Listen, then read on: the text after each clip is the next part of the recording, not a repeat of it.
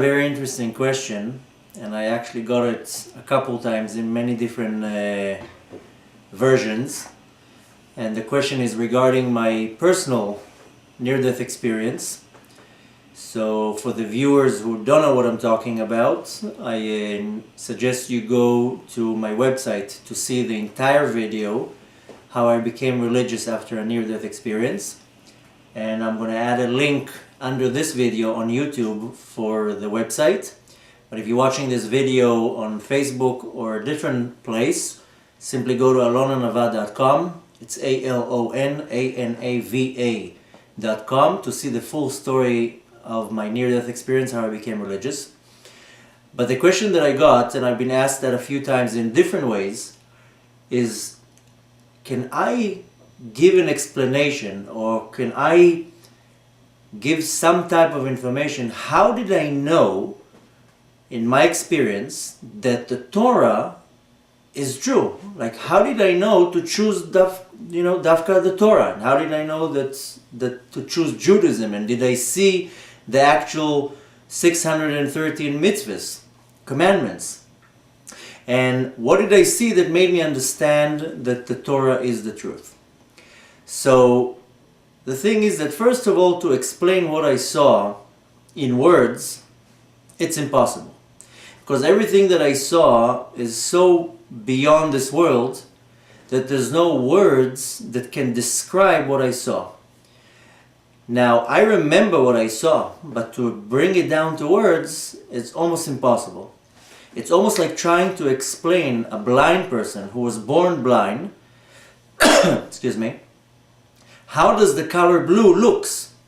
Now, the person was born blind. He never saw the color blue. So you tell him, it's kind of like the color green. So he tells you, but I never saw the color green. So it's kind of like the sky. So he tells you, I never saw the sky. Okay, so it's like the ocean, but I never saw the ocean. So to explain something that I saw up there in words that we can understand, there's no words. The way that I saw it is, first of all, that everything that I saw was not that I saw with eyes, because the soul doesn't have eyes. Only our body needs eyes in order to communicate and to function in this world. The eyes is just the tool that the body uses. But the soul doesn't have an eye. The soul uses a much more higher and intelligent level of communication. It's called the level of yedi'ah, level of understanding, of comprehension. Excuse me. It's not a level of seeing, it's a level of understanding. Almost like a person who wakes up in the morning and the person has a headache. Now, can that person explain to his friend how the headache hurts him, or where it hurts him, or the way that he feels the pain? You can tell him, I have a headache, it hurts here, and it's throbbing pain. But you can't explain the pain, you can't express how the pain feels. More than that, you are experiencing the headache. Nobody can convince you, nobody can look at you and say, you don't look like you have a headache. Oh, you know what, I disagree with you, you really don't have the headache. So when you're experiencing something like a pain or an emotion, you cannot express it. You cannot explain how you feel it. You cannot explain how you feel sadness. You cannot explain how you feel happiness. You cannot explain how you feel pain. More than that, you know that you have this pain. You know you are experiencing that emotion. And nobody can come and look at you and be like, no, I don't think you're sad. No, I don't think you are excited. The thing is that when you're going through this emotion or through this pain, then you are experiencing it, and you know 100% that you are experiencing it. So you cannot come to a point that you're experiencing a headache and you have a doubt. Maybe my head is not hurting me. Maybe I think the head is hurting me, but maybe I'm wrong. Or let's say you are super excited, or on the complete opposite, you are extremely sad. You don't have doubts with yourself, maybe I am happy, maybe I am sad, maybe I'm not sad. You know 100% in the level of understanding, of comprehension, that what you are experiencing, that is what's going on. So everything that I saw in my experience, that was the level. It was the level of this is 100% what's going on. I don't need proof. I don't need to ask myself questions. I don't need somebody to come and give me the explanation. I know what I'm seeing is the truth. So how I saw it is I saw the complete thing. I saw all the mitzvahs. I saw all the Torah. I saw everything. When I came back, and I grew up completely not religious, with no knowledge whatsoever about the Torah or any commandments. I knew basic things that, about Judaism, but I didn't know anything. And I came back and I knew kind of everything. When I went first and started studying, everything that I read, I was like, oh, I remember seeing it. Oh, I remember understanding it. Oh, I remember that being obvious. So to share exactly how I saw, unfortunately, I can't. I can't give over what I saw. I can tell you kind of how it looked.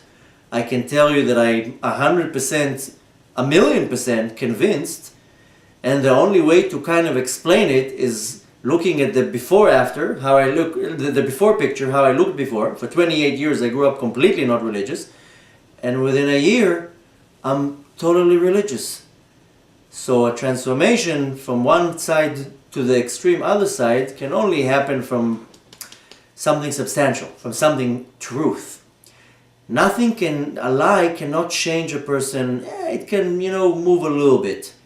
Kind of like a little wind that's, blowing on a big tree. Okay, so it moves the leaves a little bit.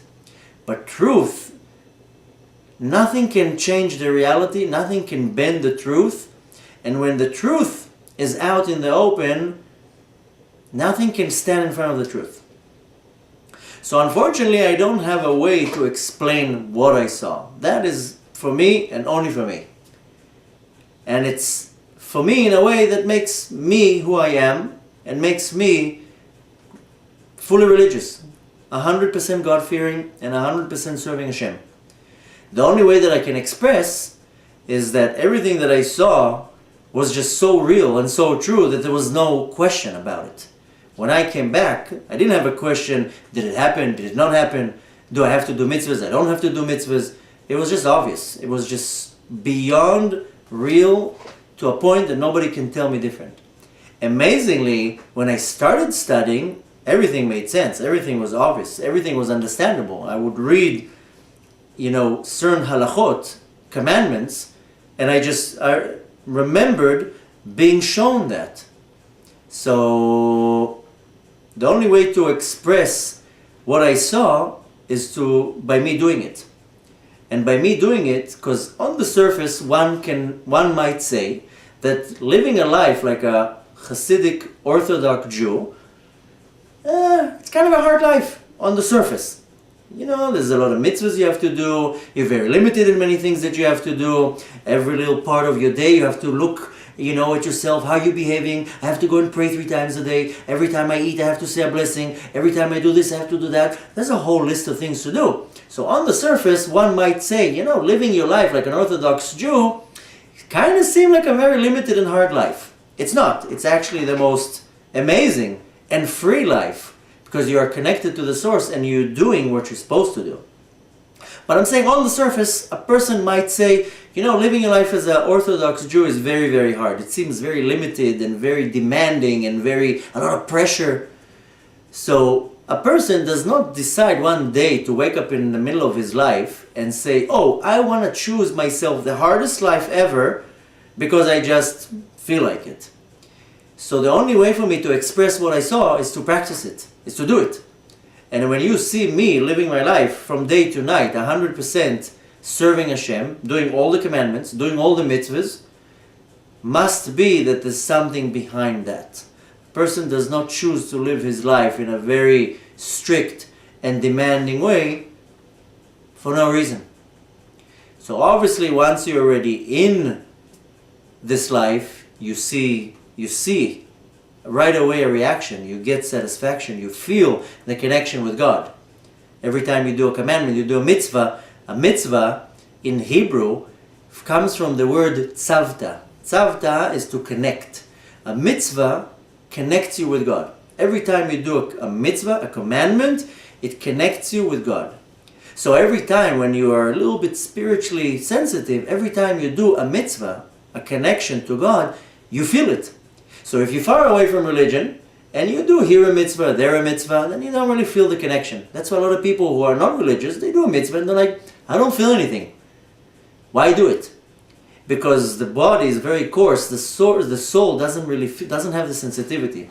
But when you cross to the other line and you're 100% religious and you serve Hashem constantly, serving God, then when you do a mitzvah, when you do a commandment, you feel this connection, you feel this spiritual awakening, you feel this power in your body. So the only way for me to really relay what I saw is just to practice it. And unfortunately, I don't have the magic line that would tell you, oh, this is how I saw it. I can't. It's way beyond this world.